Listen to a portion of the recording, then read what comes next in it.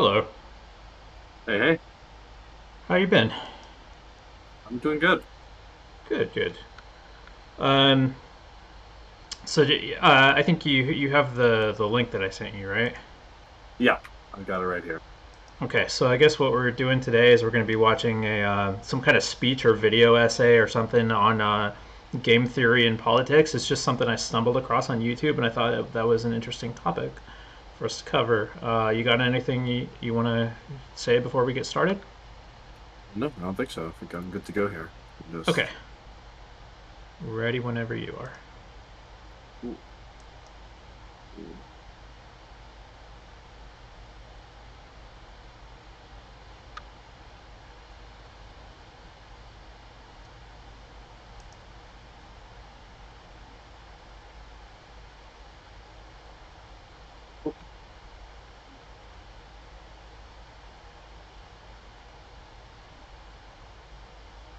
Welcome. My name is Jan van den Heuvel.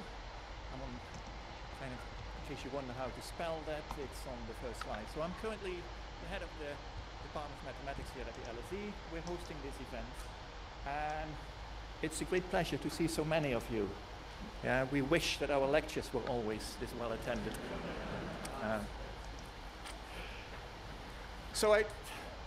Let me kind of say a few words to kind of before we start really with the lecture.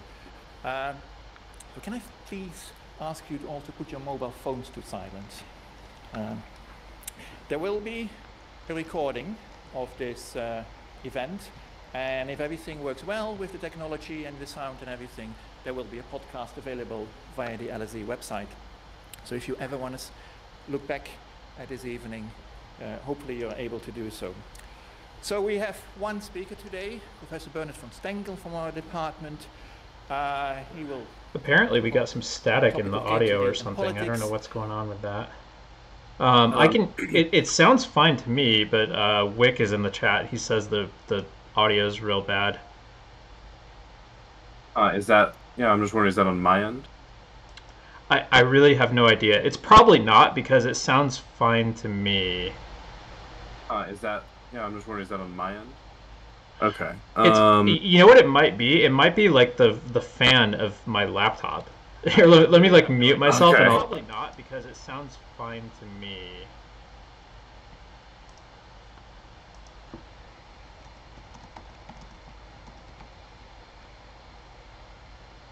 Okay, yeah, Yeah, it looks like Wick is saying that was it. So I'm gonna go yeah, ahead and yeah, resume the yeah, video yeah. here. It's you know what it was? It's like I'm using a different mic than I used to use, and I think this mic just picks up room noise a little more than it used to. So when I speak, it's gonna pick up my laptop fan. But Okay. all right, so I'll just keep myself muted most of the time.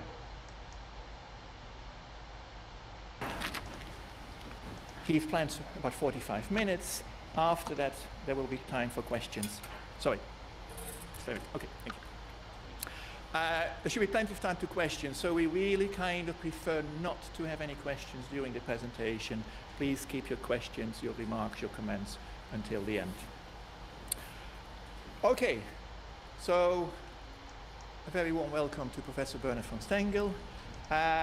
He's professor here in the mathematics department at the LSE. He joined the LSE in 1998, so he and I are more or less the same generation. I was there 1 year before him. He studied mostly in Germany, but also a time at Austin, Texas.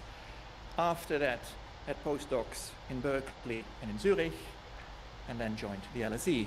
Since then, he has had a couple of kind of visiting appointments in Bonn, in Berkeley, and in Paris, both in Dauphine and École Polytechnique. But most of his time and most of his research work has been done here at the LSE. Now, Bernard will talk about kind of the game theory in general. That's his specialism. His research is game theory, in particular computational and structural aspects of game theory. So how to actually kind of compute things when we talk about games. But he's also has done other things around it, as he will demonstrate during this presentation. So I'm very much looking forward. I'll join you again in 45 minutes. Thank you. Good hurdle master. second one is, does the clicker work? Yes. Okay. So I'm a mathematician, not an economist, as most game theorists are nowadays. And so you'll hear a little bit about mathematics in addition to just game theory. And let me start with a quote by a mathematician, Gottfried Leibniz, who co-invented calculus together with Newton more than 300 years ago. There's a formula down there, which is an important theorem. Don't worry about it. I mean, this is calculus. But what I want to say here is this notation that some of you suffered through, but which is actually very useful, this d over dx and this integral sign, they are due to Leibniz and not Newton, and has persisted. So, but he was also a polymath. He did many things. And among one of the things, he was a philosopher and had this statement in French, which I thought is a very good opening statement to what game theory is about. And he said, the position of the other is the true viewpoint in politics as well as in morality. And in a nutshell, you could say, this is what game theory is about. Don't look at things only from your own perspective, but think about the situation that involves other people. So that's, if you wish, the main message here. Game theory models interaction about multiple agents, which are called players, and then tries to derive from this model a solution, which is, for example, what is called an equilibrium, which gives everybody a recommendation of how to behave, but everybody, not just you, but I mean everybody from a symmetric perspective, and tries to do so in an impartial way, because something that was only good for you and not for the other cannot be a viable recommendation.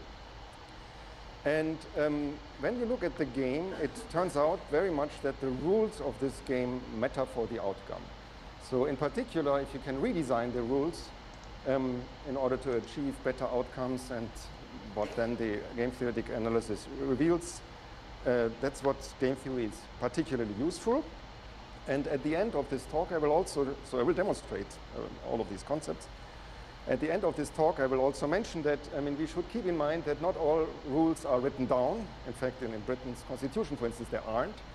Many things are just conventions and habits, and actually game theory will have to do a lot to incorporate these unwritten rules. But essentially, we play according to certain rules, and that's what constitutes a game.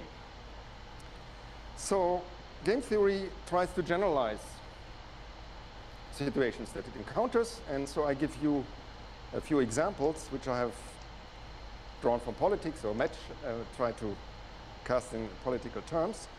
And one concept is threats, and I will give you here already a little example of a so-called game tree. So this is a situation that, in a very simplified form, models what happened in 2015 in Greece, where there was a big crisis about the government finances there. And the EU was asked by Greece essentially to keep on giving more money to the Greeks and extend their credits. And instead they said, sorry, enough is enough. You have to reform your finances. And so had this option, I mean, this move on the right says ask for reform. And Greece didn't like this. I mean, they expected, the EU wanted to that Greece accepts this. And that would have mean the most desirable outcome for the EU, but not the most desirable one for Greece. So we have numbers here. The players here have colors. Here they have two players, the EU and Greece, red and blue. And the game proceeds by choosing one of these actions.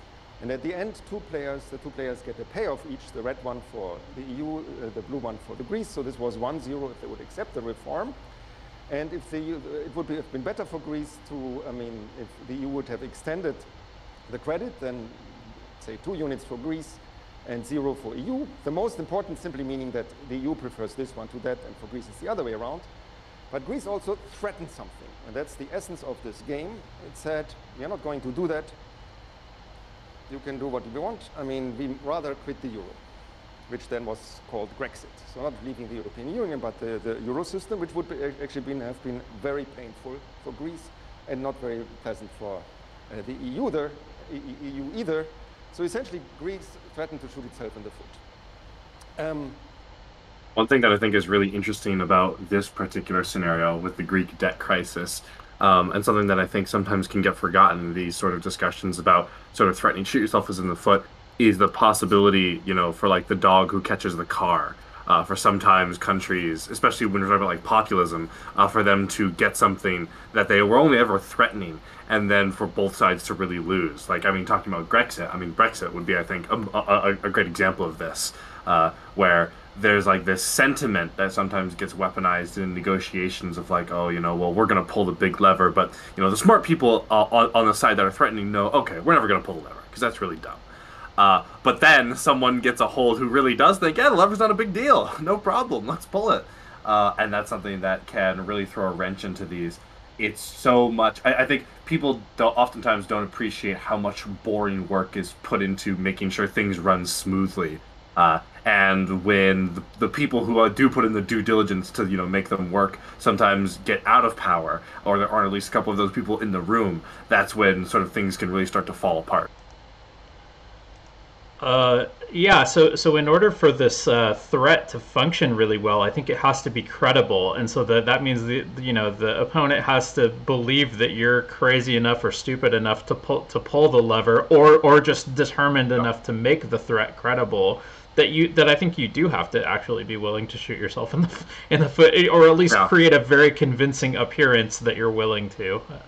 Yeah, it's very akin to sort of like the mad dog diplomacy of like North Korea for a long time, where a huge amount of their power is based off the threat that, like, they might be crazy enough to, order like the 100 mortar batteries that they have that are all in range of Seoul, because the South Korean capital is right on the border. A huge amount of their negotiating power is based on the perception that they might be willing to actually do that, even though obviously, it would not go very well for them and it'd be hugely destructive for both sides. Right. So then what you end up with is the situation where, like, if both sides are determined enough to win the negotiation, like whatever that means to them, to get whatever they want out of it, that creates an incentive for them to set up dangerous consequences. Yep. And obviously this can be very bad, because once in a while the dangerous consequences are going to actually happen. Yeah. And it also sets up a sort of perverse incentive on the opposite side to be lying not about your willingness to do a bad thing, but be lying about your willingness to suffer a bad thing. Right. Yeah. So you might say like, oh yeah, well, go ahead, drop some mortars on our allies and kill 100,000 people. That's not going to stop us, even though behind the scenes you're obviously like, oh my god, that would be horrible. And both of these threats and allusions to the threats can really start to manifest the, it can really start to manifest the actual opinion that you might only be like threatening, right? Both sides might start by bluffing, we're going to go to war. Oh, we're willing to go to war. Both sides might start, thinking, okay, this is a bluff, but it can slowly create a real opinion of that thing, where you really are like, yeah, no, like, let's go to war. Yeah, no, it's fine. I'm almost reminded of like NATO wave type stuff. I think we talked about this one time on a previous show, where on the one hand you want to be willing to say, yeah, we'll go into Russia if we can, but like because you need to have that threat, right? You need to have the threat of willing to be going in. But then you start looking at people on your side that almost like drink the Kool-Aid. It's like, guys, this is only a negotiating tool. Jesus Christ, calm down. I guess maybe another analog would be sort of how, the administration of George Bush really started to actually believe some of these intelligence reports, which really were not very credible at the time. And there was just this huge, crisis of, actual, knowledge. Everyone was just so swooped up into being, a yes man. This is another thing that people talk about in regards to Russia and Putin trying to predict their actions. We're really not sure if there's anybody capable of actually doing real analysis in the Kremlin anymore, because there's such an incentive to just say yes. Mm-hmm. Yeah. And all of this is making a somewhat generous assumption that there's somebody, that at least some of the people behind the wheel understand the game theory of this, that they really are just attempting to use it as a threat. But who knows, what happens if only one side, or if neither side even has really thought out the consequences of this, and they're just and they've just gotten it into their head that making crazy threats is a good negotiation strategy, then yeah, exactly. Which again is another thing that you almost want to feign that you are. Oh, I really am crazy. I don't do the game theory, because then you're completely taken more credibly. Yeah, it just gets into sort of this I don't know if you've ever seen The Princess Bride, Yeah. but the scene with the poison cups, oh, you Yeah. put the poison in front of me, but you know that I'd know that you would know to do that, so you put it in front of me. But you would know that I know that you know that, so you put it in front of you. It just sort of goes on and on and on and on. Yeah, for sure. Now, the normal way you would analyze, or you would analyze this game is the following. You say you look ahead. It's called a backward induction and a look-ahead analysis. And then if Greece is put in a situation to accept or refuse, I mean, they will clearly accept because 0 is better than -2.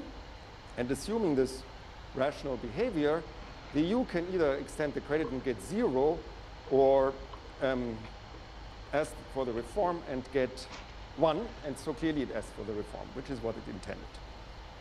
So this is what is called an equilibrium. It's a set of actions, one for each player, that together are optimal against each other.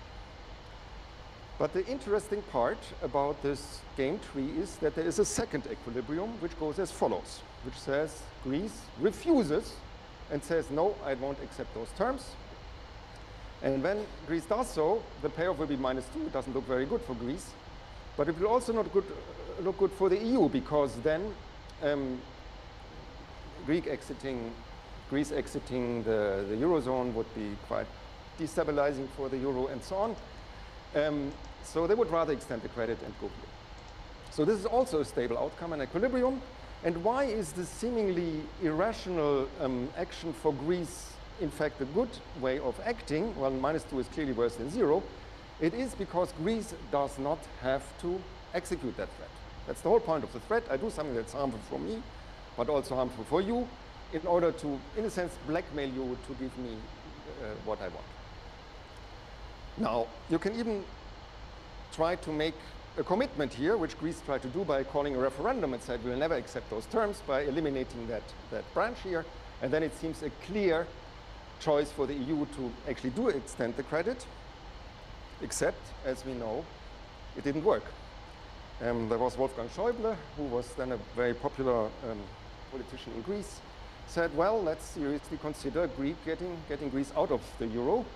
And then they, in fact, I mean, it was a humiliating defeat, and they accepted the reforms because the threat was not taken seriously. In fact, it was not credible. So that was actually the only equilibrium that prevailed. And in a certain sense, game theorists talk a lot about which equilibrium should we choose. This is the one that is more stable among these two equilibria. But it's a typical game theoretic analysis. So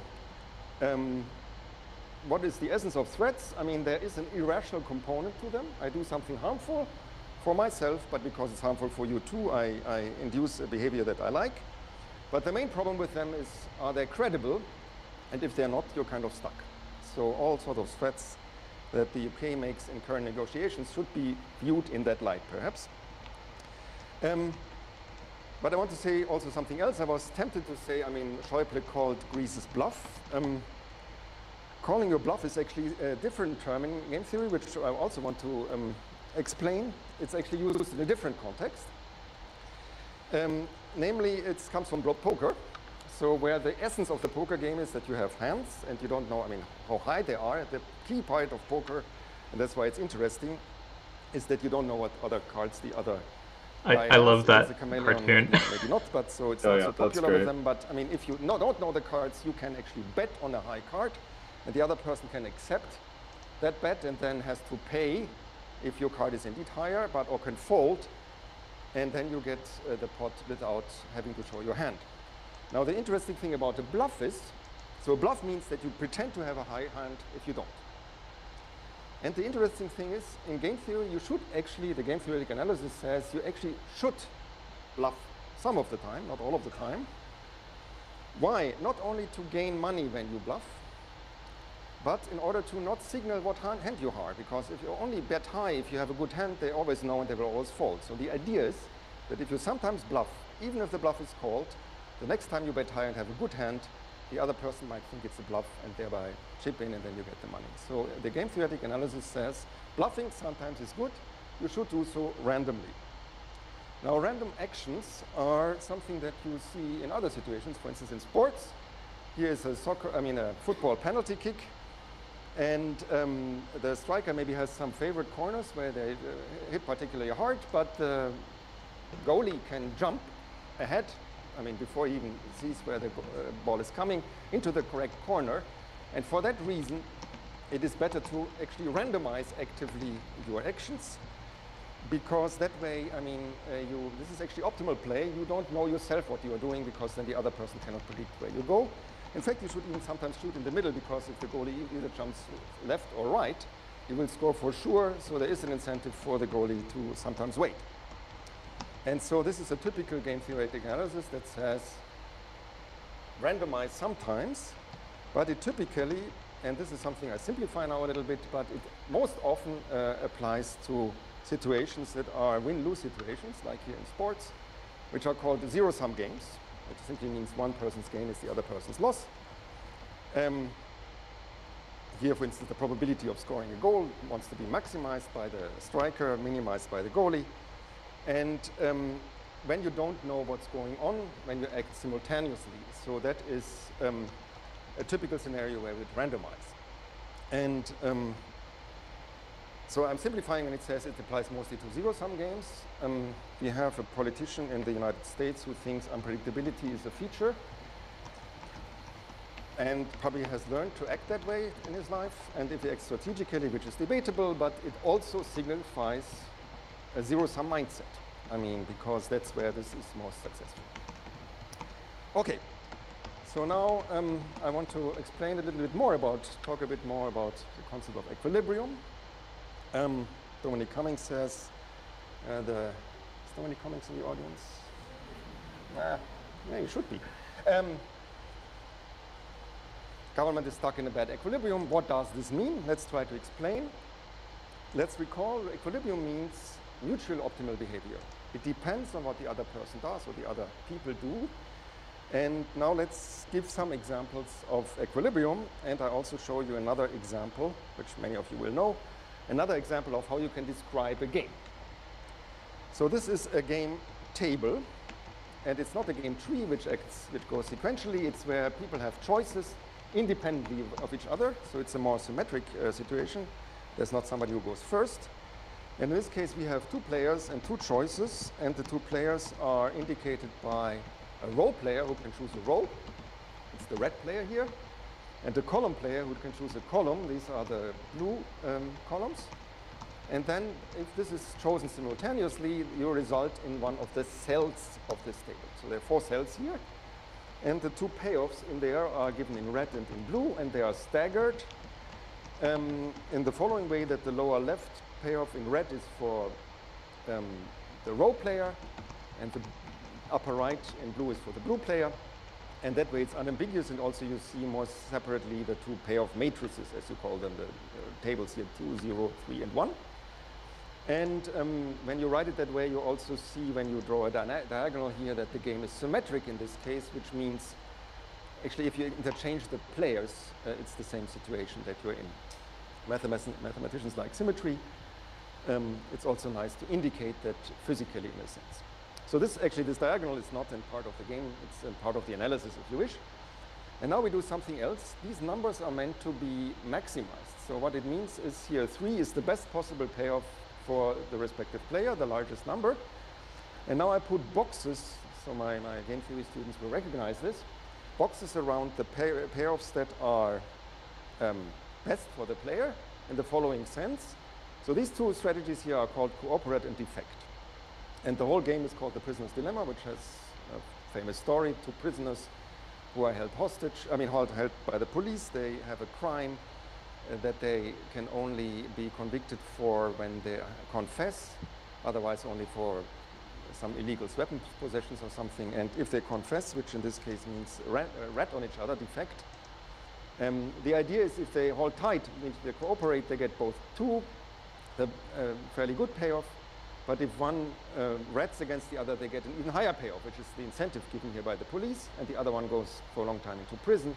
So what this means is if the other person holds tight, well, I would get 2 as the row player if I would also hold tight, but if I defect, if I don't cooperate with my fellow prisoner, I get 3. So that's why the 3 has a box.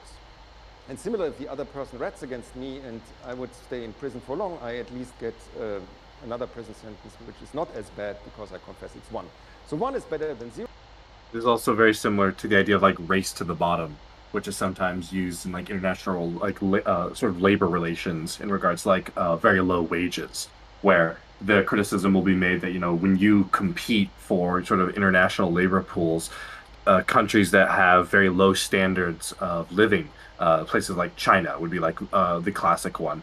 They are able to compete by offering very low wages, which creates this incentive for other countries to lower their wages, and it's very quickly a race to see who can get to the lowest possible wage that their population will sort of accept, you know. Whereas, you know, more developed countries both legally can't offer those, and, you know, even if they legally could, you know, there's probably not going to be a lot of people in America that are going to be willing to take those kinds of opportunities.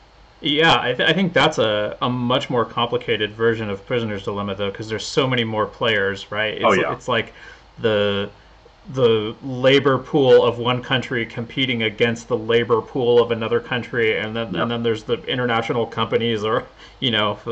Yeah, no, it's definitely a much more sort of complicated version, but there's sort of that similar principle in the core there of sort of rewards being the lower, sort of creating for being more selfish, sort of creating that incentive to go there. There's another similar sort of phenomenon happening in Bangladesh, which is obviously very famous for like sweatshops that produce clothing, where there's a lot of sort of, it's one of the big criticisms of like sort of globalism or international trade that, you know, these countries are able to sort of, that arguably they would make the claim that these countries are sort of able to offer themselves as great places for offshoring that you know, places in like the developed world just can never compete with. And there's a similar thing with tax havens, right? Like Yeah. with Ireland and with a lot of these like small Caribbean Cayman countries Islands. Yep. that they just want to attract a bunch of big companies to locate there, and then they do it by offering just much lower tax rates than any you know, larger developed country Yeah. could afford. And it becomes quickly becomes a very entrenched thing, because sometimes with these countries that can be almost like their entire economy. Yeah. If you're talking about a very small nation, and as a result, it's just incredibly hard. The incentives are just so entrenched for them, because it's like the only thing they've got going compared to these other countries, which have so many other things to be concerned about. Right, they attract a big company, then they become dependent on it, and now that company can basically hold them hostage. Yeah. Yep. 0, 3 is better than 2. It's by symmetry that holds for the column player as well. So if the other person cooperates, 3 is better than 2, 1 is better than 0. So in other words, no matter what the other person does, I'm always better off defecting. And this is indicated by a box here that has two boxes surrounded by, numbers surrounded by boxes in equilibrium. They're mutual best responses. And the dilemma, if you wish, is that they now defect and they get both 1, whereas if they had cooperated, they would both have gotten 2. So that's the dilemma here. And that puzzles people a lot, because how can something that is individually optimal be detrimental collectively?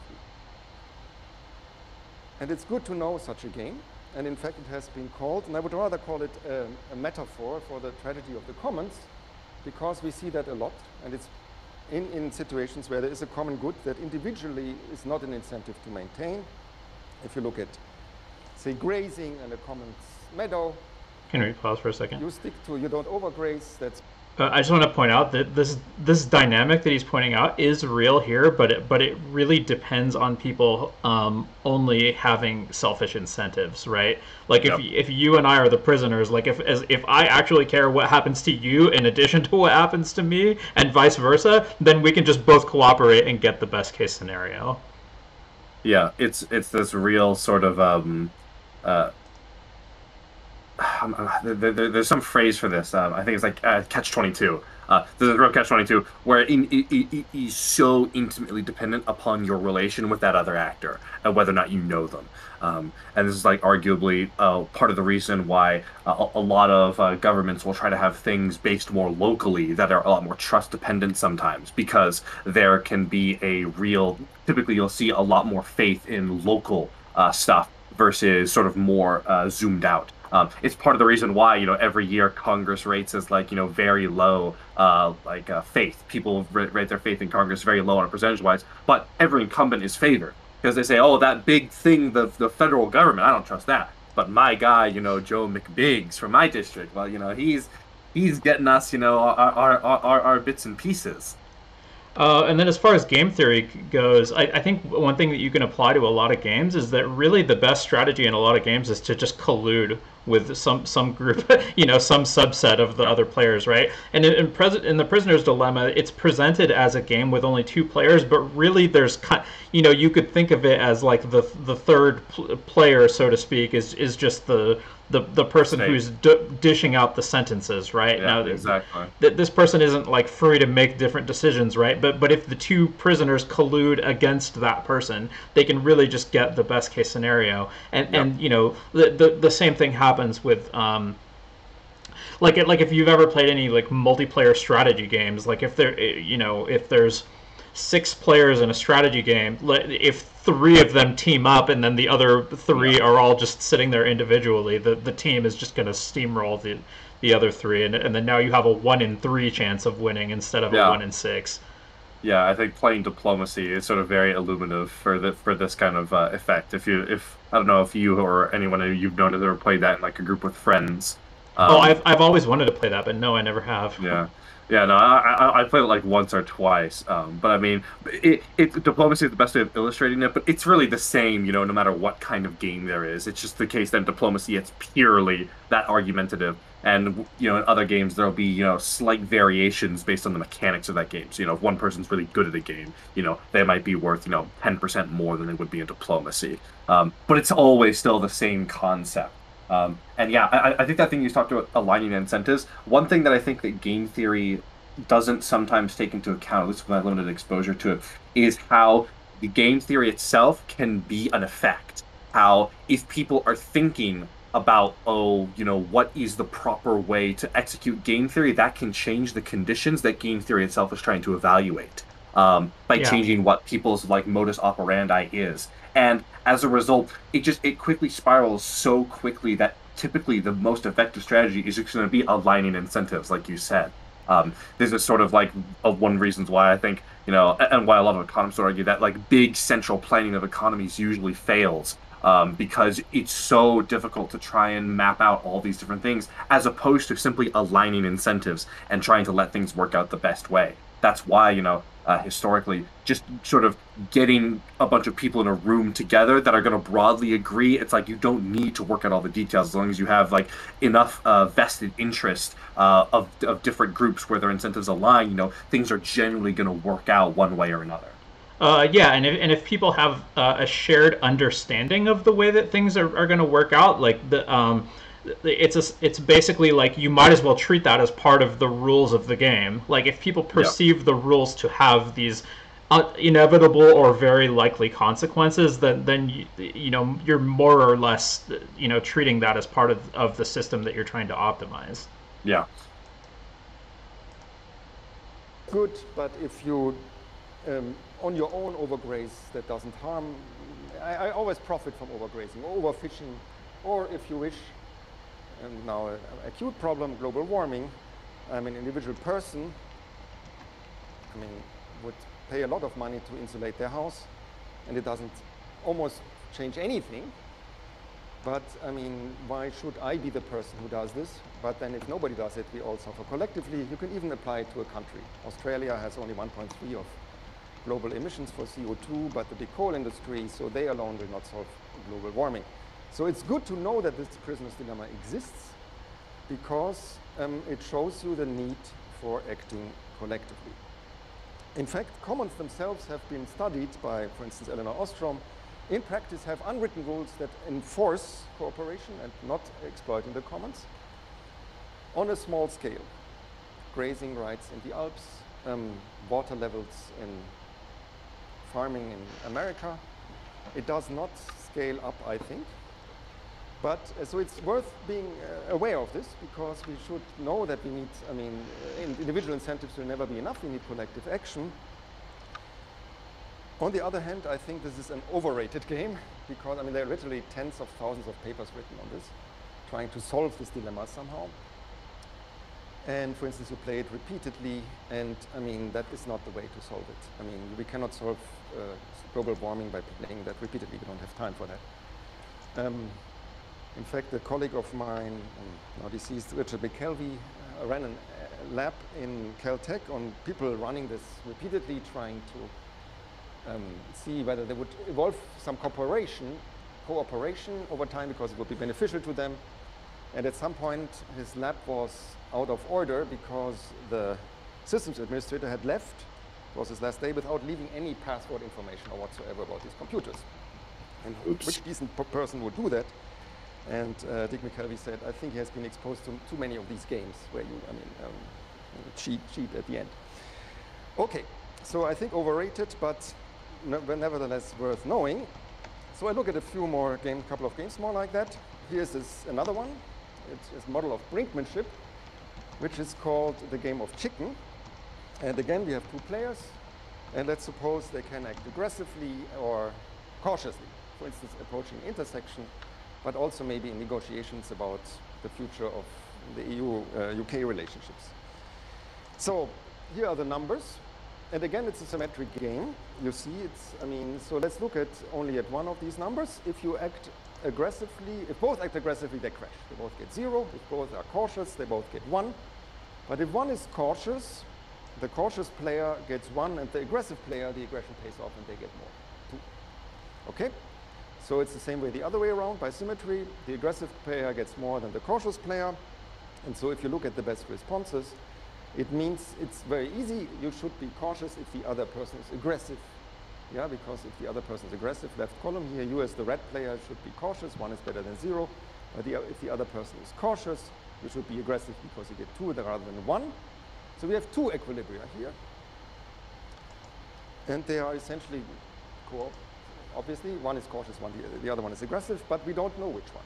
It is a symmetric game, and yet the 2 equilibrium behaviors are not symmetric. The 2 players do something different. And it's not clear how to select them among them, and it's good to know that also the situation can occur, even in a symmetric situation.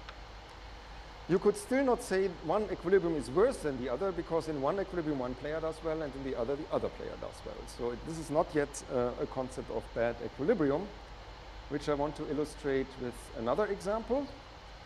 Suppose for simplicity we have only 2 Republican senators, obviously we don't, but I mean in the US Senate, who can decide whether to impeach their president or not, and they only succeed if they do so collectively. Obviously we need more senators, but let's suppose it's only these 2 people. And if they both impeach, which is what they actually plan to do, it's 2, it's good for them. If they discharge the president, it's 1 for in either case. And if the other one discharges and you impeach, you are in kind of not a good situation, because you're exposed as the person who, has not even succeeded in the impeachment. So the payoff there is 0. So we again assume 2 is better than 1, 1 is better than 0, and now we have 2 equilibria, in fact 2 symmetric ones, where they either both impeach or both discharge. And you see that the bottom one this is really a bad equilibrium. It is an equilibrium in the sense that they are stuck in there. No person on their own can improve. You would get worse to worse. Both would go from 1 to 0. Although they should be up there, and if they would be up there, then it would be also a stable situation. So this is what you would call a bad equilibrium. And now the obvious question is, why don't they play the good one? Shouldn't it be obvious that they play the good one here? What in this situation is possibly good about the bad equilibrium from their perspective? Can you see? Maybe the story tells you. The one to discharge is completely risk-free. You get 1 point no matter what the other person does.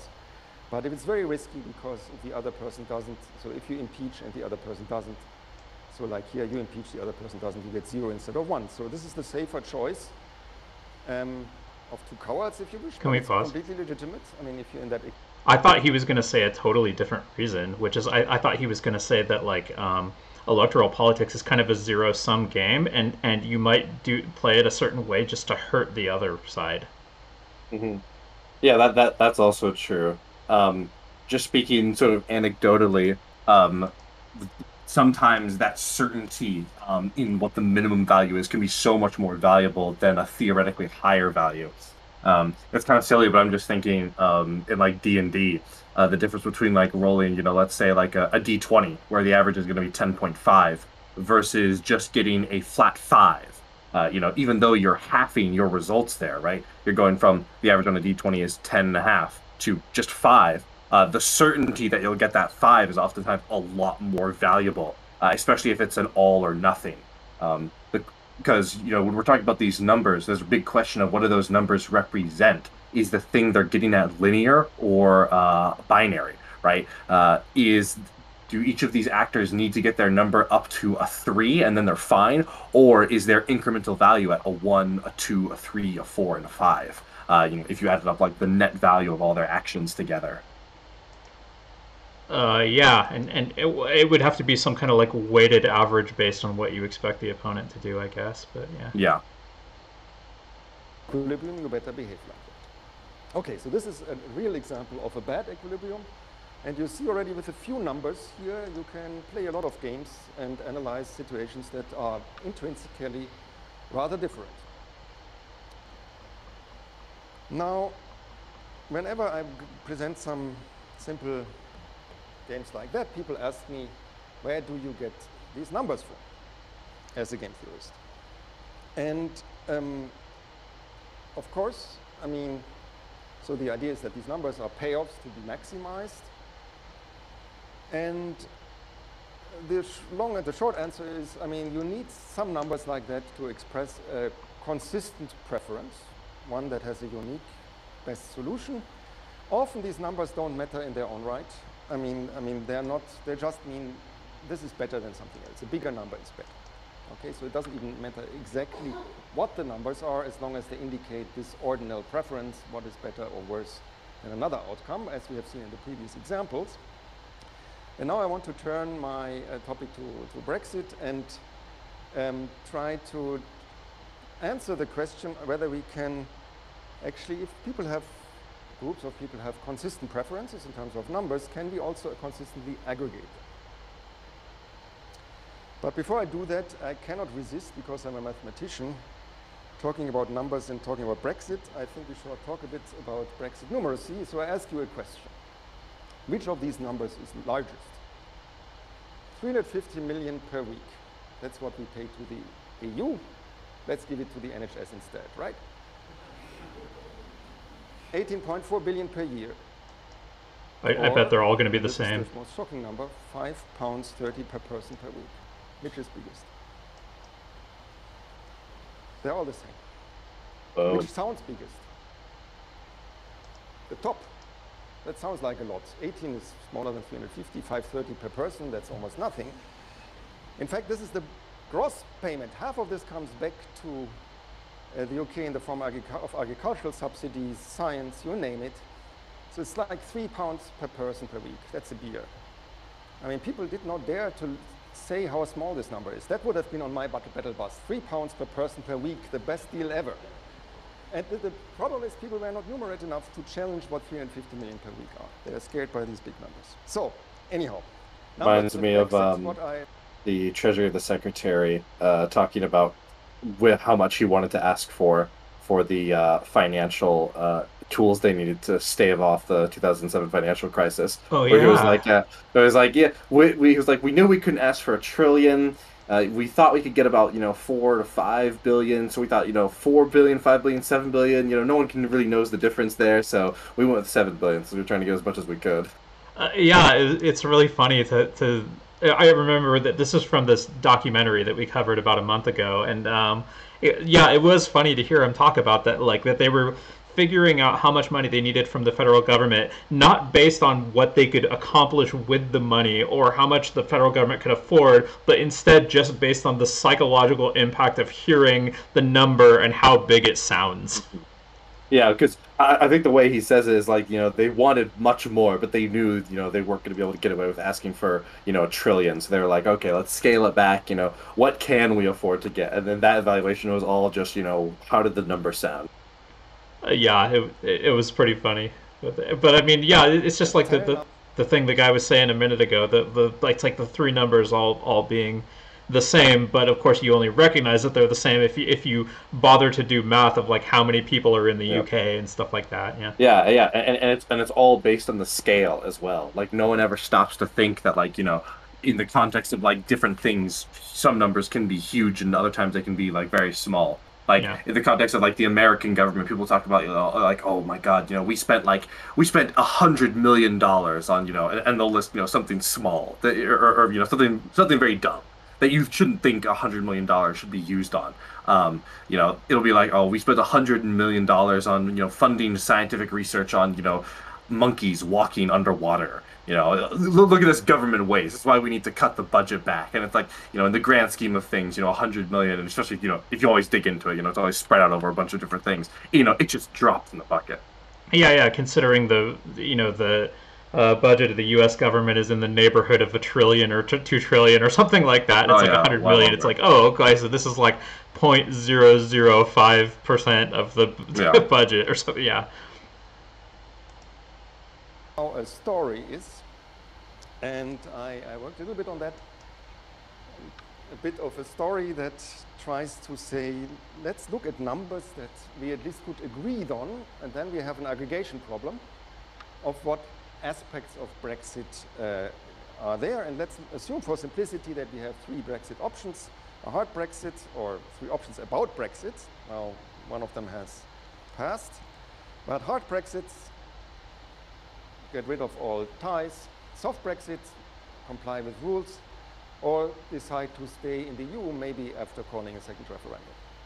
So there are many aspects, and I would say that they, this is just a sample, and we can debate that, but I think they reflect to some extent what has to be looked at when you look at these options. So one of them, which is I think very important, is respect the result of the first referendum. So clearly hard Brexit and soft Brexit, do well on that. The referendum did not say which kind of Brexit we have, one of its main problems, and staying in the EU clearly is not. Then we had this problem in Northern Ireland, so that's why we have 1, 1, and -1. So big numbers are better, -1s are not so good. A hard border in Northern Ireland would be endangering the peace there, -1 for a hard Brexit, but soft Brexit and staying in the EU would tie on that with, say, 0. Economic impact, worst for hard Brexit, a compromise for soft Brexit. That's what the EU is about. For some people, even hard Brexiters would probably accept that ranking. Then we have here the row of sovereignty, whatever that means. But let's say you have the complete control about your own laws. Here you can do more of that. Here you have to follow the rules of the EU, so it's the ranking goes downwards. In terms of British world influence, debatable, but we could say Britain is better off as part of a big player, and influence is what the player does. On its own, totally maybe less so, and if you only have to follow rules, but not even part of the club, that's worst in this scenario. So at the moment, let's just assume that these are rankings, and let's accept them. We can debate them, but just I thought these are kind of plausible. Now I chose them, of course, with something in mind. Now, for instance, you could add them up. Doesn't give you a clear preference. They're all tied here, like it's 1, 1, -1, 0, and so on. You see the middle row is much of a compromise. It's the middle in 3 of the cases where the others are more extreme. Now, so totaling up is a good way, because you would then get a total score, but of course, then you can debate how much weight you should give. And that, so for instance, if you say respect the referendum result, which was a very important issue for many politicians, and understandably so, if you give that more weight, then all of a sudden, then this, for instance, if this has double the weight, you add this twice, then you get a sum 1, 1, -1, and then clearly EU is no longer staying in the EU. And I think that's one of the things that is like most concerning to think about dialogue today, is that it feels like previously we would talk about, balancing different things. Whereas now it feels like we just really break on like descriptive grounds. Like the election was stolen, or, vaccines are bad for you. And I don't know, that's one thing that I think is really concerning. Although everyone has always said this about, their time, like, oh, our generation is the most fractious ever. We've got but at the same time, people 30 years ago were really stupid, and these people 6 years ago even more so, like, compared to our standards. Like, there's a reason, we don't make them like we used to. It's because we make them better now, is my general view on a lot of things. And man, I know that it's a trope that everyone says that their times were uniquely like fractious or stuff, but man, it really feels like by a lot of objective metrics, we really are in the most fractious times, like now than like maybe any other point. I guess maybe like the 60s or 70s were pretty wild across a lot of the world. The Weatherman movement in Vietnam and stuff. I think we've got more fractious times than we've had for the last few decades, but I don't think it's nearly as bad as it was like in the early 1900s or something. Like, yeah, it's tough. I mean, it's pretty hard to top the Civil War. yeah, sure. I mean, Civil War or world wars going on, or just like centuries of Protestants and Catholics murdering each other. I just don't think we're really at that level. I think it's more just that we might be like at a high point for our lifetimes. Yeah, the other thing that makes it really hard to evaluate is we're still in the thick of it. Like the question is like, is what was the 2020 election like the high point? Sort of building up from 2010, and in 2029 or 2030, we're gonna be done. Or are we gonna be like having the same conversation in 2029, being like, okay, so this is the high point, and that was all the vote. That's the thing. We're still. It makes it so hard to really do proper analysis because we're still in the thick of it. We still don't really have a good bearing on what this stuff looks like.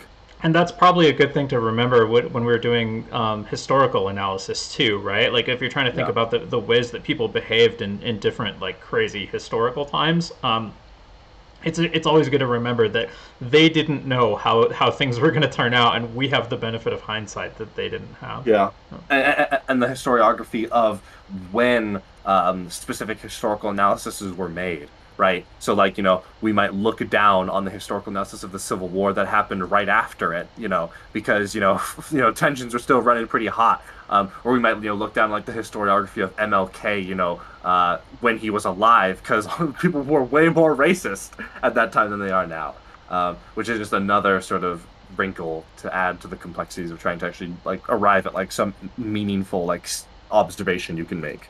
Yeah, for sure. So like to try to bring it back to what this guy was talking about, right? This guy's talking about how you can like give different weights to different information and try to make these decisions based on that. But I think it's like only in a limited set of circumstances can you do that, and it's the circumstances where we can even like agree, where the players of the game can even agree on what the facts are, and that seems to not be applicable to a lot of present day real world politics. Yeah, it's like I look at this Brexit criteria, and it's like stay in the EU.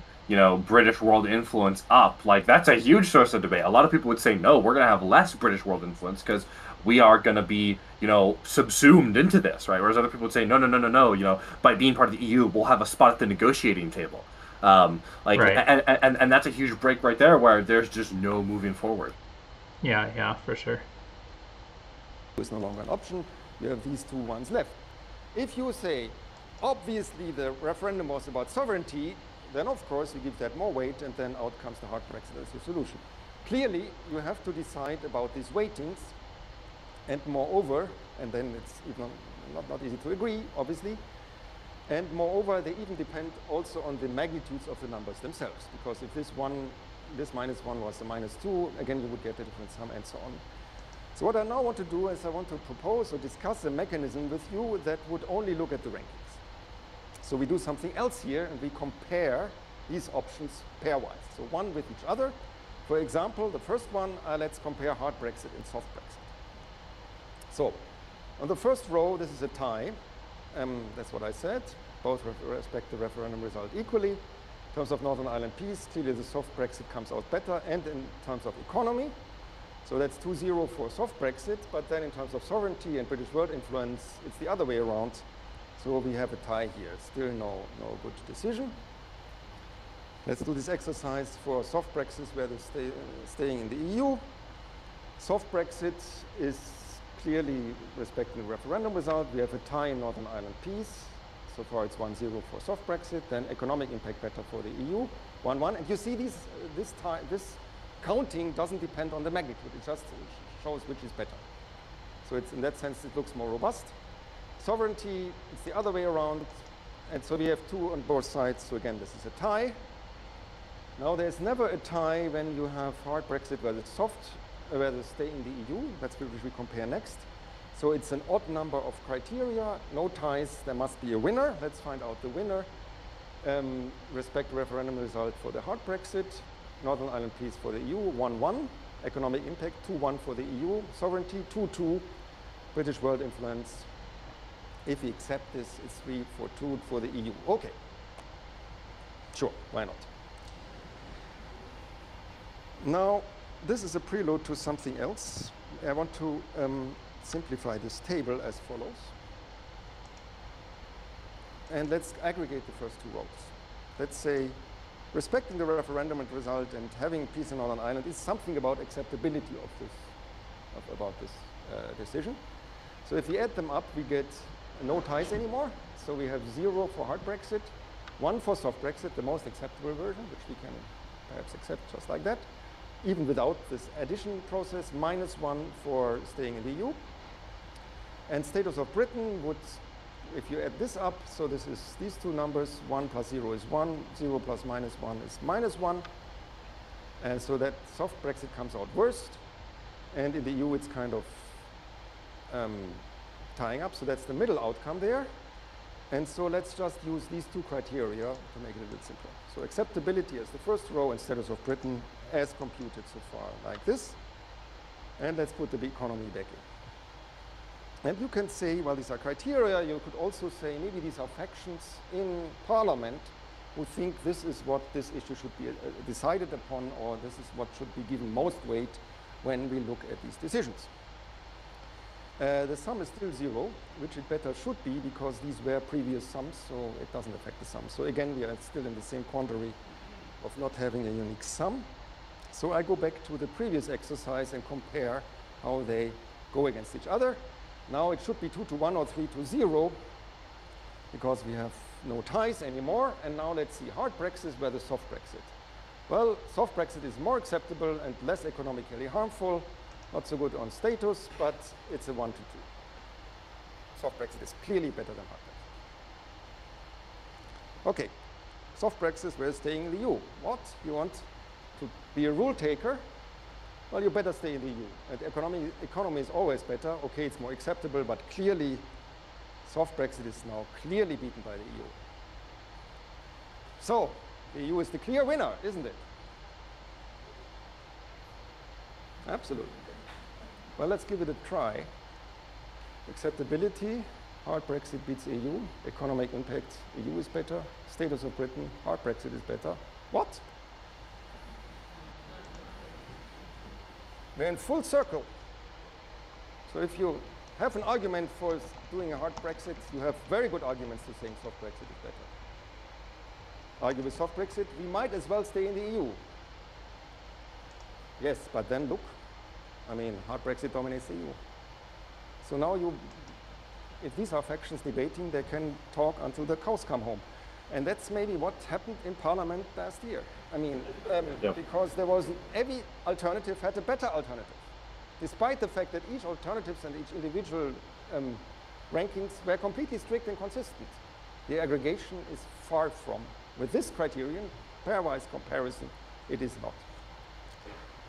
But in this particular example, it's almost lucky that there's a seeming like single axis that these fall along, that there is like a middle ground compromise, right? Because in this scenario, right, a soft Brexit is clearly like the middle ground between staying in the EU and a hard Brexit. But you can imagine a scenario where, you know, it's like, you know, something that absolutely isn't on, where the 3 options aren't on a single axis, right? You could imagine like, you know, okay, where should we go to eat? You know, pizza, Mexican, or like a grill house, you know, if you just change the names on that, it suddenly changed the dynamic massively, where there's not a clear compromise option, and you can just like stall infinitely. Yeah, for sure. Another thing that this is making me think of is the way that people talk about how you can lie with statistics or whatever, like Oh yeah. the way that people can present arguments and go like, look, the math clearly says that this is the answer, but they're kind of smuggling in a lot of assumptions in the way that they mathematically modeled the situation in the first place. Yeah. So much of the of like, but so much of the discussions happen of the important parts of a discussion are going to be dependent upon details that people are really going to disagree over. And just presenting things in slightly different ways can allow you to sort of almost change what the facts of the matter are in terms of how they're perceived on the ground. Like a great example would be those three examples you gave earlier, the same way to present, three ways to present the same number. Those might be the same number literally, but as soon as you say them, they're going to be vastly different because people are going to hear them and think vastly different things. Yeah, so the framing is really important. The way you present information is really important, and there's kind of a danger with these mathematical arguments where it creates an illusion of objectivity. It's like, of course, this is objective. Yes. It's just math, but really, you don't actually escape the subjective importance of framing. Yeah, and there's a huge problem of almost wielding that, wielding the appearance of being like the rational logic like bro that people emotionally want in service of bad ends. I think is a huge problem. Yeah, for sure. So I didn't invent that. This is called the Condorcet paradox, and it's from the Marquis de Condorcet, who died in the French Revolution in a prison cell, poisoned, but he was a thinker about politics and came up with that. In fact, in a journal set up, you might have heard of the arrow impossibility theorem. It's something that cannot be avoided in certain situations unless you have a dictatorship or something. So, I mean, this is all related, and this is about the theory of social choice, not so much game theory, but it's about aggregating preferences, so it is some game theory. Okay. Now, I said in my announcement that I thought Brexit was a strategic mistake. I still think that. You could argue that Cameron took a gamble and just the outcome was the wrong way. Maybe he was playing games that way. I think he overestimated his persuasive abilities. And I think there was a litany of strategic errors, mostly because the conservative politicians thought about the Conservative Party and not about the wider implications of their actions. But, I mean, that's, yeah. So let me say what are strategies in terms of game theory, and I think that's a useful concept. So that's the question. I once saw Boris Becker in an interview, and I loved the answer. What is your strategy for beating your opponent? He said, strategy? Well, I try to hit the corners of the tennis court and hope he doesn't. Perfect answer. Play well, tennis well. George W. Bush, strategy is to make up your mind and stick to it. True. That's what he said. Now, this is actually the opposite of what the game theorist thinks strategy is. I mean, if you have a very simple game tree, yes, maybe that's the way George Bush thought about the Iraq War. 2 actions, deterministic response. But game trees, in practice, there are more options and more possibilities. And then game theory says, actually, and this is a well-defined concept, a strategy is a plan of action for every situation that you might find yourself in. So strategic thinking means to anticipate the situations that you can be in and be prepared to act accordingly, which requires, of course, writing, or imagining a game tree which is sufficiently realistic, but it also requires, not just making up your mind or ignoring all information, but being able to react and then see what's happening, and not only what you can do, but also what the other players might do. So I think it's worth, emphasizing this concept of strategy. Even though it is abstract, it means what you do in each node of the game tree, which is the situation where you find yourself in. It's a good concept. Okay, I said the rules of the game matter, and let me look at an example from as well. And I want to then move on from these rules of the game about voting rules, where I will try to debunk the concept of an irrelevant vote. So here's a rule from union law, as far as I know. I'm not an expert, but I think in the UK the rule is as follows. If a union calls a strike, it has to call a vote among its members first. And the rule is that a majority of these votes have to be in favor of the strike. And at least half of the members of the union have to be voting. Not in favor, but there is a quorum. If people are not sufficiently interested in the issue, it doesn't count. Now I want to show why this is a problematic rule, at least if you think in terms of democratic participation. Let's imagine there is the following situation. It's known, polls or whatever, that 21% of the union members are for a strike, 20% are against it, 52 are indifferent. If you are against the strike, should you cast a vote against? The answer is no, because the best way to torpedo the strike is to not vote, because then the quorum will not be met. If you now vote, and maybe it goes up to 22%, above 50%, you have lifted above the quorum.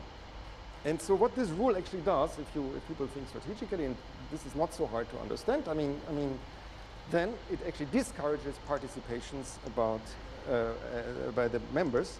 And if you, because this doesn't work, so if you want to induce democratic participation, you should replace the quorum rule. So you should still say, of course, the majority of the votes has to be in favor, but then the vote in favor of the strike has to be at least, the 25% that we're aiming for, or even a higher goal. But at least you would then not to be disincentivized, to vote if you're against. You would then participate in order to express your opinion, which is what we want in democratic participation. It's amazing to me how many institutions, even at very high levels, are almost like are significantly governed by like weird tricks like these, and like almost like weird interpretations and wordings of like of how like a Senate, of like, for example, how like the Senate is supposed to operate. Like the idea that like, we can get one bill a year through like the reconciliation process because of like how this wording works, but like, technically it's 3 bills dealing with these 3 different things, but then we interpret it, we have one bill to affect all of those, so then it goes down to one. These levers are really important on one hand because they allow for negotiation. They allow for like back and forth and things like these. It's almost important that there is that degree of variance for there to be moments for negotiation and stuff like that. But on the other hand, like, I feel like the Senate should not be governed by a conversation that, like, if I changed, like, the proper nouns, could be me arguing with my dungeon master about how, like, no, I should definitely get, like, an extra bonus here based off of this wording. Like, that doesn't seem like the best system for, like, one of the most powerful institutions in the world. But, I mean, it works, so... Yeah, it was.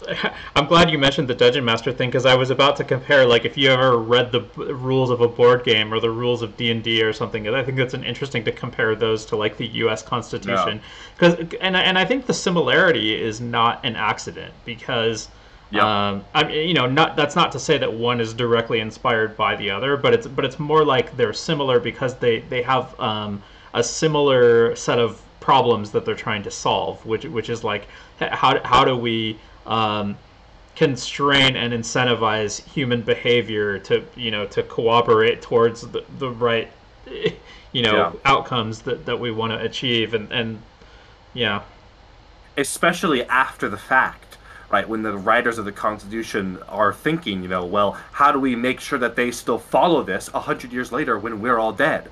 And the ideas can radically have changed. And there's a real argument, and I kind of buy it, that a lot of the Constitution is designed to bend rather than break, right? If the Constitution, because the alternative, right, is if the Constitution did explicitly say, okay, you do things like this, this, and this, and it has to be done this way. And we hit a point where it's like, no one wants to do it this way. Well, bye-bye Constitution. Time for a new Constitution then. Time to write it up, right? At the end of the day, if a document is, if the rules that are supposed to govern a nation are fundamentally out of whack with how that population wants to be governed, then the document's going to lose. And so there's Yeah. this real, it's almost like when Nixon goes to China and brings them onto the UN. It's like, listen, if we exclude them entirely, we're never going to be able to stop them entirely. It's better that we at least compromise and then have some influence, as opposed to just giving up, right? If we keep China out of the UN, or if we have the Constitution be hard set, then China's just going to do what China's going to do. And in 100 years, people disagree with the Constitution, they're just going to do what they're going to do. So it's better to have the Constitution bend to what the people want, and arguably have the UN kind of bend to what China wants, so that way we have some degree of control and some degree of influence. But of course, I mean, that just incenses people, and they're like, no, we should be, I think the of those two examples, the more relevant one is China, where then you get people like incensed, like, no, we should just, shut them out and, just totally reject them and stop them. And people thinking more emotionally about how much they want to reject it. Oh, it's funny, now that I say that, I remember back in my libertarian days, there were a lot of arguments from, like, in libertarian circles of, like, oh, the Constitution is weak. It needed to be stronger for individual rights. It needed to say, like, no taxation, period, ever, and stuff like this. Yeah, it's just, I mean, it just goes back to movement's greatest weakness is always its more radical voices.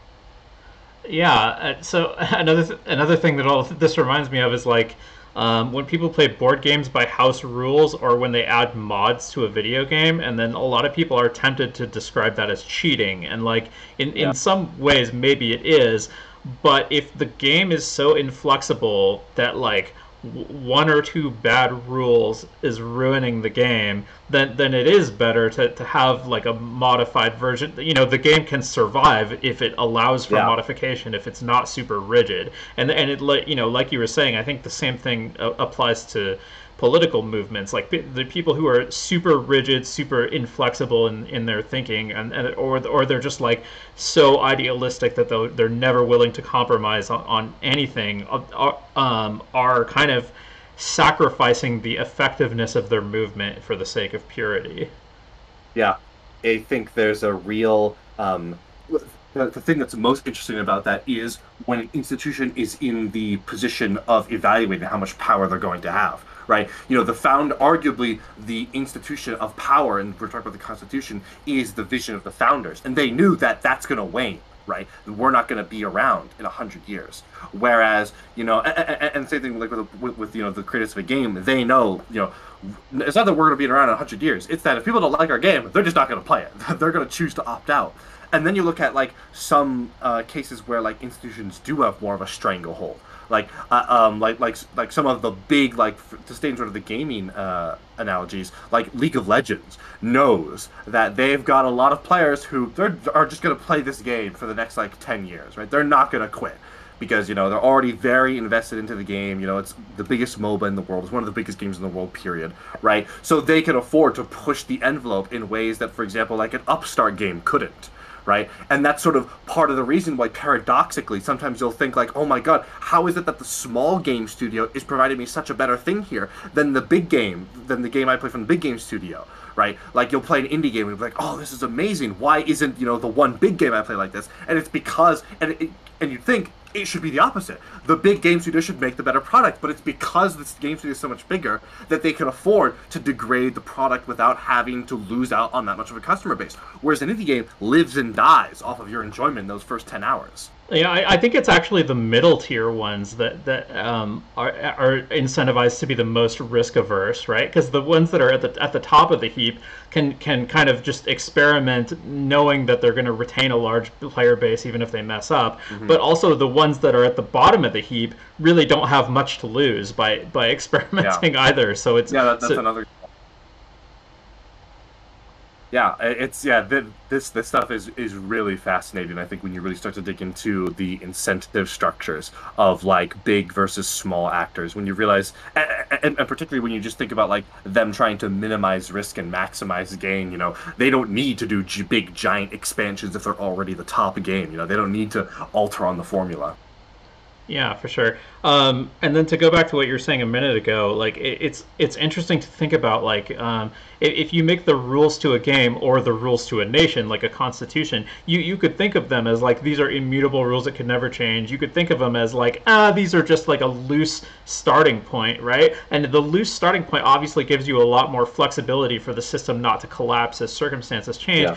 But on the other hand, like if people only think of these as a loose framework that they don't have to take very Yeah. seriously, then the rules stop being very effective. People, you know. Yeah, it sort of goes back to that thing where you almost want people to believe that you believe something you don't, as a means to elicit certain behaviors. And Yeah. yeah, that point you say about being remembered. There's another really good argument, sort of going back in the other direction about, it's almost like if the Constitution bends this much, then it might as well have broken because we got like next to nothing, right? Like I'm sure there's some people who are alive or who wrote, who signed on to the Declaration of Independence. If they saw America today, I mean, first off, they'd be like, "Oh my God, what is all this technology?" But I'm sure there'd be some principles that they would be rolling over in their grave about. And there's a real question of like, how do you if you're willing to compromise so much for your success, you almost aren't succeeding on the thing anymore. It's almost like a different thing entirely. And like this is the classic thing, like in politics, right, where more progressive wings of the Democratic Party, more conservative wings of the Republican Party will talk about, at this point we're not even winning. You're saying, oh well, we're winning slightly. No, we're not winning at all. The moderates are winning. This isn't our thing anymore. And having to sort of corral and cajole your base and still being like, listen, guys, like this is still good for us. It's just not as good. And then there's a real back and forth there as to what that actually looks like on the ground. Is Obamacare like a win? Like Republicans are thinking, oh my God, Obamacare, that's an awful win. But then that's awful. The Democrats are getting exactly what they want. But then there's some Democrats that are like, man, Obamacare, that's just like the Republican plan. That's like a Republican compromise. This isn't a win for us, if anything. This is going to be used as to neuter us, to say, oh, we already got our win, so people are going to be less motivated. Yeah, and then the problem is those are kind of both right. Yeah, it's so messy. This will probably not be changed by the conservative government, but at least it's an example of how the rules of the game induce behavior that is intended or unintended. I mean, that's another question, but it influences strategic behavior. A second, this is from the BBC website, is of course the rule that we have in place for electing constituents, members of parliament. The UK has 650 constituencies, seats, and the rule is very simple. Each seat has a list of candidates. The candidate with the most votes wins the seat. So here we had in London, Westminster, and cities of London and Westminster, Chuka Umunna ran for the Lib Dems, got 30%. The Labour candidate got 27%. The Conservative candidate got 40%. 40% was the plurality, not the majority, although probably Lib Dem and Labour would not have voted preferred Conservative, but Conservative won. The opposition was split. So that's how the rule works. I mean, one of the implications is that we have a stonking majority for conservative parties, for the Conservative Party of their members, although they only have 43.6% of the vote. And so in Scotland, it's even more. I mean, the Scottish National Party the SNP has 45% of the vote, but more than 80% of the seats, because they're almost always, in all these constituencies, the largest party. What I find amazing on the map on the right is, these are the changes. White is no change, and this is what has been gained. For example, London is this thing down here. 73 seats, 2 gains for Conservative, 1 gain for Lab, 1 for Lib Dem. They actually cancel each other out. What I find amazing about this map is how little actually has changed. I mean, less than 10% changed seats. Almost everything stayed the same. Yeah, I mean, this is the famous red wall that broke down and created a lot of blue seats. But essentially, most of the seats, nothing changed. So you could argue, and in fact, I mean, you see the results. For example, the Lib Dems got 4.2% of the vote, more than last time instead of 11.5%. So that's a gain, relatively speaking, of 60%. and they lost a seat. They have 12 seats now and had 13 before. Of course, Labour lost a lot, but the Conservatives did only gain a lot, despite the fact that the proportion was not much higher. Or the Greens is even more extreme. They went from 70% relative gain. In another country like Germany or the Netherlands, the Conservative would not have a majority here. It would be Lib Dem and SNP already would be a majority relatively compared to the Conservatives. And it would be talking about the small degree of change. It reminds me of sort of what we talked about earlier with how easy it is to create false impressions with statistics. A classic one would be looking at like a business that has a huge degree of revenue and not realizing that only a very small percent of that is their actual profit margin. This is like a classic thing that happens with like airline companies, where airline companies, do not actually make a lot of money, but because the business that they're doing is so expensive by virtue of, these giant fucking planes, guzzling down fuel, people talk about, Delta, they made, $300 billion this year. And we're really supposed to expect that, they are like a company that needs financial assistance from the government. Meanwhile, their expenses are like, 99% of that. And they're just barely skimming by. It's the same thing here where you think, only a 10% change, that's not that big of a deal, but because it's sort of changing in opposite directions, it's a 5% loss for Labour, a 5% gain for Conservatives, or a 10% loss for Labour, a 10% gain for Conservatives, it's a huge swing factor. It just goes to show you how you have to have, it is so difficult to get a comprehensive context upon which you can make a claim that isn't incorrect. And it's so easy to just get a tiny snapshot, feel like you have enough context, and then make an incorrect claim. I think an easy metaphor for a lot of this stuff is if you think of a game of tug-of-war where like two people are just like exactly evenly matched and they'll just pull and pull and pull and nothing seems to be happening. But if one of them was 5% stronger, like suddenly they just win. And then if the other one was 5% stronger, then they just win. And so you get these like wildly disparate outcomes from like small percentage changes because what you may not realize is that there's a whole bunch of stuff going on beneath the surface that's just like canceling each other out, basically. Yep, exactly. So you don't see, the 50 voters or like the 50 senators canceling out the other 50 senators, and so that one vote doesn't seem like a big difference maker. You're thinking, there's like 100 other senators, right? How can Kamala Harris, that one tiebreak really matter? But when it comes down to it, the way that it sort of like calculates out in terms of 50 to 50 cancels out, you just need one, and then all the efforts of those 50 voting against are just canceled out immediately, and the legislation goes through. And arguably, I think this is part of the concern with constantly citing partisan votes. This is something that Manchin, I think, and a couple others talked about when it came to, I believe it was the John Lewis voting rights bill that Democrats tried to put through to tackle what they said were a bunch of voting rights restriction, voter suppression happening in some parts of the country. Is Manchin made this claim that look, this is really, really important. I don't know if something this important should be changeable based off the margin of one or two votes.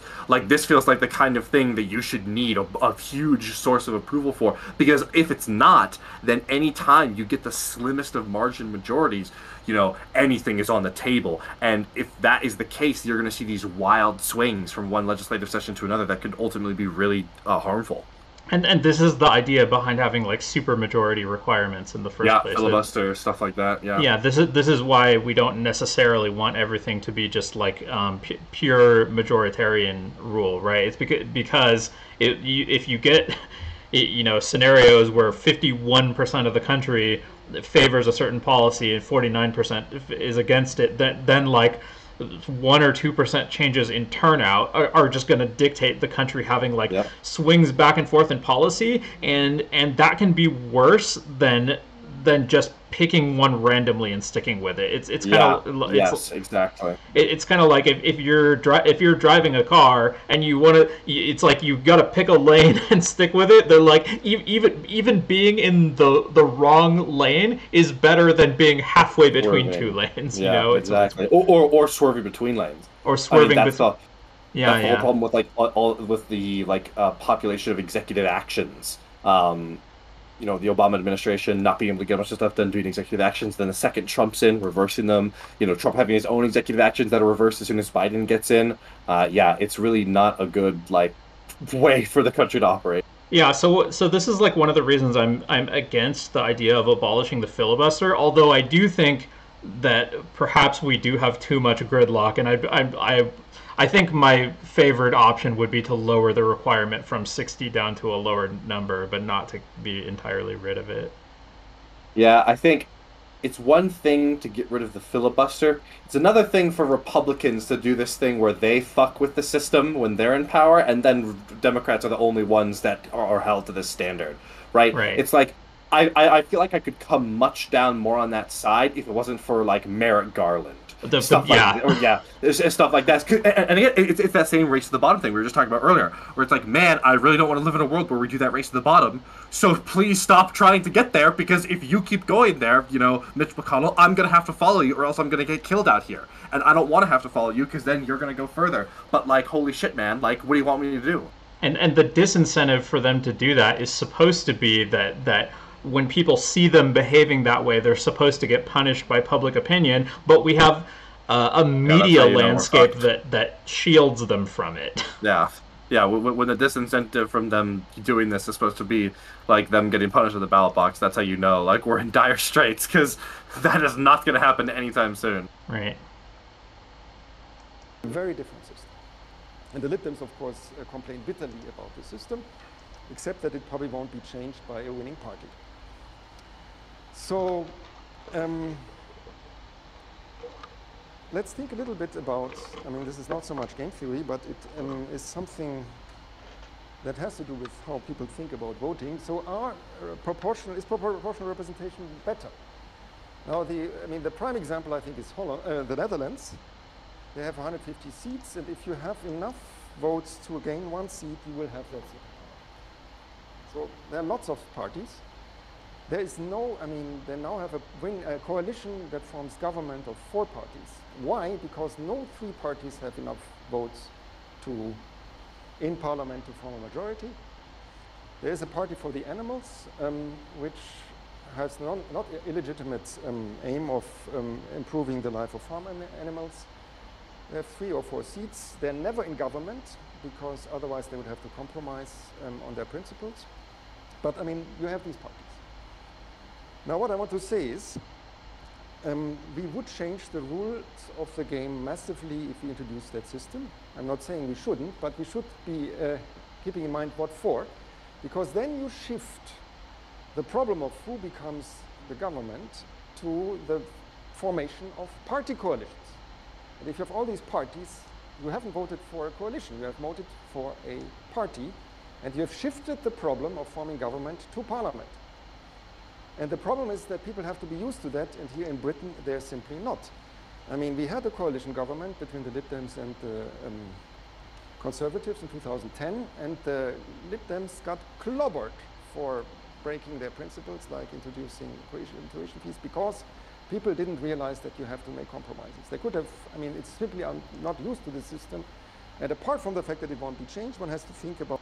Speaking of the details really mattering, that is, I'll say, a very interesting reading of the coalition government in the UK. I'm not the most familiar with it, so I would want to go double check my understanding before I really made a strong claim here. But that is a real divergence from my understanding of the claim, which is that the Lib Dems could have formed a much more amenable coalition to their ideals with Labour, but instead chose to do it with the Conservatives, which really angered a lot of the base who normally would be, voting for Labour, but thought the Lib Dems were, a better variation on that principle, as opposed to, conservative voters who were voting for Lib Dems and thinking them a better variation on what the Conservative Party would be. Yeah, there's a big problem with representative democracy in general, where you don't actually know what outcomes you're voting on when you vote for a particular politician, right? Because it's not a referendum. Well, I call this a problem. There's pros and cons to it, right? But because I don't think we'd want everything to be a referendum. But it seems like a parliamentary system increases that effect, right? Because Yeah. you not only don't know what policies are going to be prioritized, and you don't know whether they're going to succeed at them, but you also don't even know which coalition is going to be in power, even if your party wins. Yeah, this is one of the reason people. This is one of the arguments that people give in favor of reintroducing. Oh God, I'm not going to remember the name, but it was the phenomenon of kickbacks to specific areas in the United States Congress as ways to get key votes on board. That got Oh yeah. specifically abolished. I want to say in like 2011 or something as part of the Tea Party wave. It was like it was the thing that John McCain was always talking about. I know it's Yeah. and except back then it was like they would call it like pork barrel spending or something like Yes, that. pork barrel. That was it. Yeah, pork barrel spending. Yeah. So the idea is, if there's a key vote, you need to get on board, and that guy's not going to go for it because his district won't like it. You just literally bribe the district. You say, okay, Joe Manchin, you don't like this bill on voting rights. We're going to introduce a portion of this voting rights bill that's going to fund a new, $100 billion worth of new industrial facilities, manufacturing facilities in West Virginia. It has absolutely nothing to do with voting rights, but we're going to include it on this bill because that way you'll vote for it and now it'll get passed. And then your voters are going to be happy with you because you're going to have something reliable that you know your voters are going to like, and that gives you more more certainty in your safety, more certainty in the safety of your position to be able to vote for things that might be a little more risque. Same thing happened with Obamacare. I believe it was the Cornhusker kickback. I believe it was a sort of like a blue dog conservative Democrat senator from Nebraska got some big kickbacks in order to get him on board to get the final Obamacare vote over the line. Yeah, this could be a case of like the grass is always greener on the other side, right? Because back then people were constantly complaining about how this is corruption and wasteful spending, but then now that it's gone, it's like, well, now you've inhibited our ability to do compromises in an era that desperately needs more compromises. So, yeah. Yep. About what one wants to achieve when one introduces the system. So I think, population needs practice with coalitions already, and surely with referendums. In Switzerland, they have referendums all the time. They're much more used to this. I don't think this country was used to referendums. And I think one should look maybe at New Zealand, who introduced proportional representation to dire warnings that this would lead to be an ungovernable country. It's actually the opposite happened. They consulted before about this. They also had a very good way of solving an urgent issue, their flag. People hated their old flag, and instead of deciding we hate the old flag and call a referendum on that, they said let's decide on the new design first. So they had a vote on what would be, if we change the flag, what should be the new flag look like. And then they had their most favorite design, and they ran it against the status quo, keeping the old flag. Guess what happened? They kept the old flag. So that should have been, because Brexit was not meant to be a democratic choice. Otherwise, you would have decided what it means and discussed it. And instead, it was saying we just have a blanket out, in or out, in order to scare people, and people were not scared enough. So that was part of the mistake. Let me conclude with another strategic aspect about voting, which is called the voting paradox. And that means, why do you vote at all? Because if you think strategically, when would you vote? You should think about the situation where your vote matters. For example, people have studied this. When you are in a jury in the United States, I think the death penalty has to be awarded by unanimity. And by this rule, it means that if you are the decisive person, that means you're the only one who thinks the person is innocent. You might wonder whether it should be your weight or the weight of the 11 or whatever number other jurors should be what counts. And so it's actually detrimental in a strategic sense to have that rule compared to majority rule. But let's think more practically. What is a pivotal voter? One who changes the vote. Well, here's a piece of news for you. Your individual vote never matters. Never. And I'll tell you a story about this. I hope I can. It's about the LSE here. We had, must have been 7 or 8 years ago, there was the introduction of student fees being raised from 3,000 to 9,000. And this was not a fixed number. It was an upper bound, a ceiling. So the LSE was debating whether we should have 9,000 student fees per year or 8,000. Why? LSE was rich enough to say, I mean, we can afford this. We send a signal. It doesn't have to be 9,000. And £1,000 is quite a bit of money for a student per year. So there was a heated debate. The school leadership wanted to have 9,000 to give more scholarships, of course. And so I had changed my mind. I said, I think it should be 8,000, gave an impassioned plea, and then there was a vote. And it was 86 to 85 in favor of 8,000. So I felt great. I was pivotal. Because if I had changed my mind, not only I, anybody of these 86, if they had changed their mind, they would have swayed the outcome. So you feel very important in this election. By the way, all the losers, the 85, none of them is pivotal, by definition. If you lose an election, your vote is lost, no matter what. If you could have changed it, but because you lost them. I actually really disagree with this. I think something that people never consider in terms of, I feel like when people disparagingly talk about voting and how your vote can be wasted or not matter, it feels like they always have a very simplistic and one-dimensional view of like, well, if you lose, you don't get anything. But that almost is never the case. I think like Bernie Sanders is probably the greatest example of this, where this dude lost twice, but no one can doubt the massive effect he's had on politics as a result of all the votes, right? If Bernie Sanders had gotten 0 votes, he would not be important. But because he got all those votes, he lost, but he still got all those thousands of votes. He had a massive effect, and still does, on the politics of America. Yeah, it affects the media coverage. It affects the perceived legitimacy of the outcome. So, like, for example, when Trump lost the popular vote while winning the presidency, people perceived him as less legitimate because of it. Yep. If you look at, for example, going to the UK, where which is what they're talking about here, the Brexit Party, UKIP, didn't win a bunch of. They didn't win that many elections. They had a tiny amount of seats, but just the fact that they were able to turn those many seats was a big signal to the Conservative Party about this Brexit revolt that had really been brewing since like the 80s. I mean, it's Theresa May's successor. I'm not going to be able to remember his name, but the successor of Theresa May is eventually unseated because of the Brexit problems. So it's been something they've been brewing for a long time, and that's a huge vote. That's a huge effect, that UKIP's ability to get a couple seats, even though they were never able to get any meaningful policy from that. And there were plenty of elections where they lost. Even going close can be a huge signal booster for certain issues. Yeah, and it's a little bit weird to hear this guy try to make this point right after he, just like 10 minutes ago, he was making the point about how like very small numbers of votes can be critically important in closely contested elections and stuff. I don't know. Mm-hmm. I mean, what could you have gained? Okay, so now, so I was pivotal, and then the chairperson said, well, this vote is too tight to be decisive. I said, what? The only time I vote matters, it doesn't? I was completely incensed.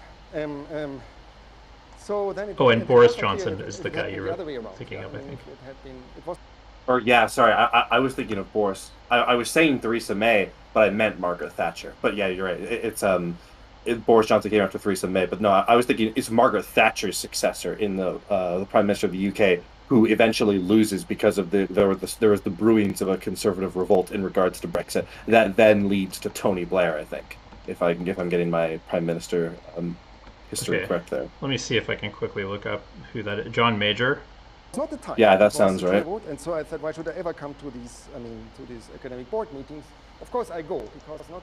So voting apparently was not meant to be as a decision mechanism. By the way, guess it was meant to achieve some sort of consensus. This was only a recommendation to the council. Guess what happened? 8,500, which was actually a proposal at the board meeting, but it was dismissed as too whatever, extreme, I don't know, ridiculous. Anyhow, and then it went up to 9,000 a year later. So I think it's a myth to say you vote because you change the outcome. There is no such thing as a lost vote, even in first past the post. Of course, I live in a constituency where there's a clear majority for Labour, Hackney, 80% or whatever. I will never make a difference, but I still vote. Not because I think it makes a difference, but because I should participate in this process.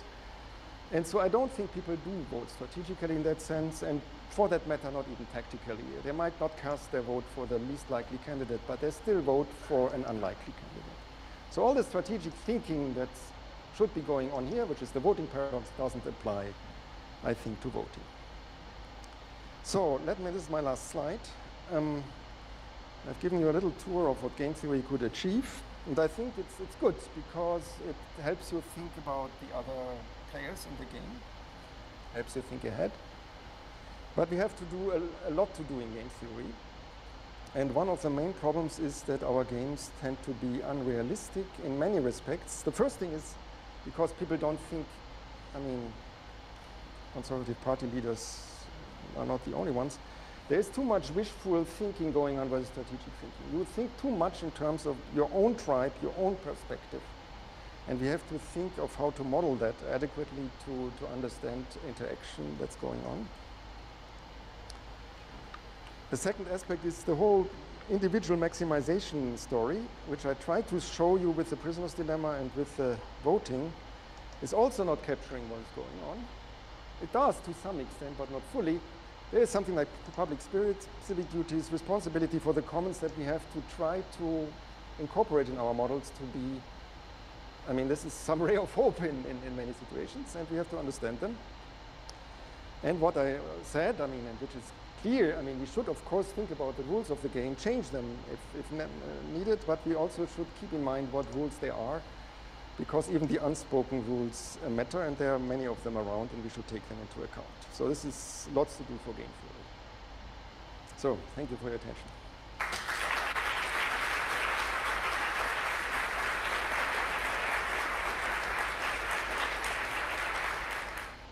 Thank you very much, Bernard.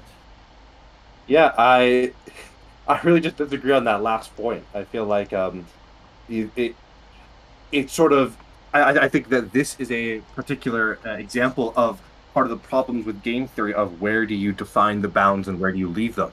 Because in the most rigid sense, he's correct. His vote didn't matter insofar as counting only counting effects as being the result.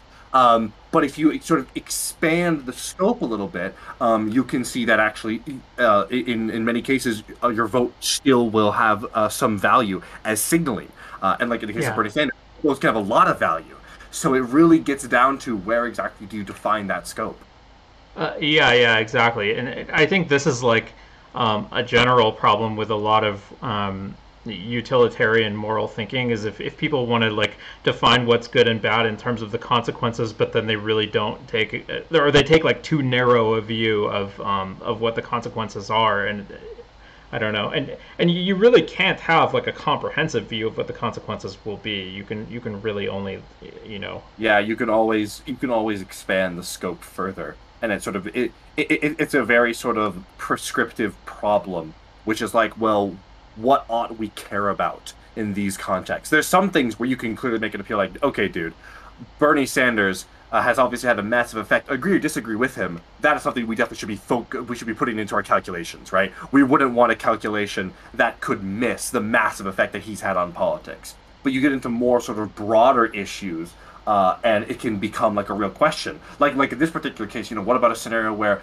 you know, the vote never does generate like a public, right? Like you might say, okay, well, what if, you know, that public messaging, that signaling never does amount to anything, right? You know, some Bernie fans might even say, man, I don't want Bernie Sanders to have a big effect on politics by showing people that his ideas are viable. I want those ideas to actually happen, and they aren't, right? Maybe we go forward 10 years and there still hasn't been any progress on that stuff, and someone's saying, well, it didn't matter in the end. So it's a real sort of catch-22. Yeah, I wonder if this is like the Ross Perot problem or something, right? Where he gets like 25% of the vote, and you know, at best you could say maybe he highlighted some issues that he cared about, and maybe he demonstrated that that third parties can be conceivably viable, and then it just never went anywhere from there. Yeah, everyone forgets and moves on. Yeah, it's especially with presidential politics. You have a very short window to run for president. I mean, just ask Chris Christie about that. I mean, it's really tough to nail your shot on those kinds of things,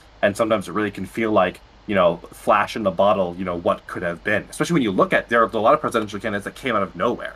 a lot of people have this opinion, I think, of politics that sort of falls into a lot of the dogmatic sort of conspiratorial thinking about, oh, it's all controlled, the elites and stuff. But if you actually look at like the history of U.S. presidents, particularly in like recent history, there really are a lot of like just came out of nowhere. I mean, Obama obviously is like the big one, but I mean, even some like John McCain. The idea that John McCain almost became our president is it's like unthinkable if you go back like another 8 years. Like I mean, like when he ran against like George Bush.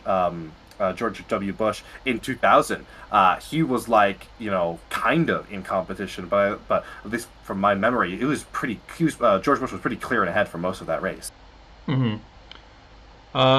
Yeah. So anyway, I enjoyed this lecture, but I think I don't want to go through the Q&A or whatever. Yeah. So, I don't know. Do you got anything else you want to add? Yeah, I think game theory like this is really important, but you have to make sure you don't sort of get high off your own farts. Sometimes it can be really enjoyable to do this game theory stuff in a way that like it's enjoyable to watch movies, where it's almost like the idea that you're like playing it all out makes you feel cool, and a lot of times you actually you reach a point of diminishing returns where like you're just getting lost in the sauce and not actually returning like deliverables, right? Like actionable information that you can make decisions off of, and you can really fall into analysis paralysis. So I just caution people, having done this myself many times, analysis like this is important, but you have to keep it constrained with specific goals. You should never sit down, let me map out how to solve this big problem. You should be thinking, okay, I have a specific decision I want to make. Let's figure out how to make that decision with like a couple hours of analysis or something like that. You definitely don't want to blow it up into some giant project where you'll burst through the first 3 hours of it thinking, oh, this is so fun, and then realize like that theoretically this could go on infinitely, and you need to set boundaries, and you have no idea where those boundaries should be, and be like, oh god, and throw your hands up. So game theory is useful if done correctly, so make sure you're doing it correctly. Yeah, and like if you were to try to take out any real world contentious political issue and try to make it into a decision tree, it would have to have a bunch of probabilistic elements. Yeah. It's like, well, Yeah. It's not like if I do this, this will happen. It's more like if I do this, well, 40% this will happen, 30% this will happen, 20% this other thing, and then keep it simple and yeah, something you just mentioned there. Don't ever try to use these to actually argue, generally speaking. With some people it'll work, but 9 times out of 10, if you go to someone and be like, no, you're actually wrong about this. Why? Well, if you see option C1 compared to D3, it's like, don't ever do that. That will not work. Is my advice. Not unless somebody's already like indicated some interest in that level of analysis on it. Yeah. So anyway, like one thing I want to quickly mention before I take off is I've been thinking about like maybe I should try doing art streams, because I've been like really, I think I've mentioned to you been obsessively playing with Stable Diffusion since that release, and it's like this artificial intelligence that makes art, and I have no idea whether anybody's going to be interested if I do this, but I think I'm going to try it and find out. And right on. So I don't know. Let's see. Yeah, you want to shout yourself out or anything before we're done? Yeah. What's up, guys? My name is Flowtrace. You can check me out at twitch.tv/Flowtrace, twitter.com/Flowtrace_. I'm in and around the Twitch politics space, streaming on my own soon, hopefully. TM, fingers crossed.